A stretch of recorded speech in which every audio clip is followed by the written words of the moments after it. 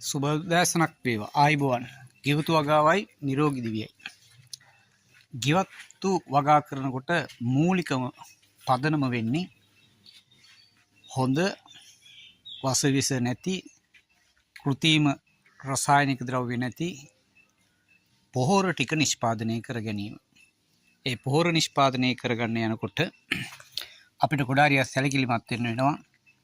ගෙවතු වගාවයි නිරෝගී දිවියයි.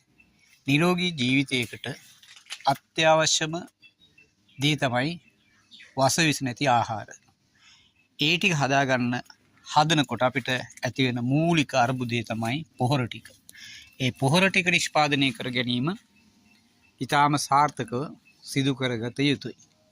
මම අද ඔයාලට පෙන්වන්නේ මේ මගේ ගෙවතු වගාවේ බඩේරිඟු තියෙනවා, මෑකරල් තියෙනවා, ගම් මිරිස්, රතු බිලින් විවිධ අවශ්‍ය ආහාර ද්‍රව්‍ය වගා කරගෙන තියෙනවා. ඒ සියලුම ආහාර ද්‍රව්‍ය නිෂ්පාදනය කර ගැනීමට මම භාවිතා කරන්නේ මම විසින්ම හදාගත්ත කාබනික පොහොර.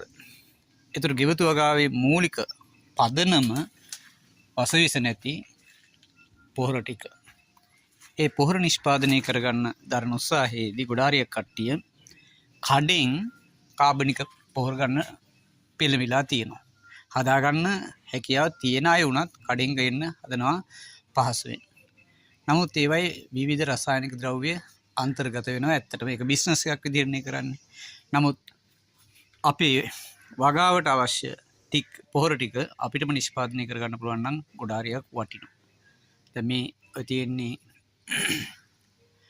කහ, මේ පැත්තේ ඉඟුරු කහ. අද මම පෙන්වන්නේ කෙහෙල් ගහේ පස් පංගුව පාවිච්චි කරලා පොහොර හදාගන්න ක්‍රමය. කෙහෙල් ගහක් කැපුවට පස්සේ එහි තියෙන සියලුම කොටස් කුඩා කැබලි වලට කපලා එක තැනකට දාලා මාස 6ක් 7ක් වගේ කාලයක් තිබ්බහම අපිට සුපිරිම තේ කුඩු වගේ පොහොර ටිකක් නිෂ්පාදනය කරගන්න හැකියාව තියෙනවා. ඒතර මේ මම පෙන්වන්නේ අද උදෑසන වත්තේම කෙහෙල් ගස් ටික කපලා, ඒ කියන්නේ කෙහෙල් කැන් ඉවත් කරපේව ටික කපලා මේ විදිහට හදාගෙන තියෙනවා.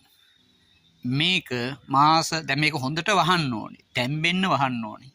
ඊට පස්සේ මාසෙක විතර පස්සේ නැවත ඇරලා උඩයට මාරු කරලා වගේ මිශ්‍ර කරලා තනිකරම මෙතන තියෙන්නේ කෙසෙල් ගහේ කොටස් ටික විතරයි. ඒ කියන්නේ පොටෑසියම් බහුල පොහොර. මොකද ගෙවතු වගාවේදී ගොඩක් කට්ටිය තමයි මල් හටගන්නේ නැහැ කියන. මල් හටගන්නේ නැති එකට හේතුව තමයි පොටෑසියම් හරියට නොලැබීම.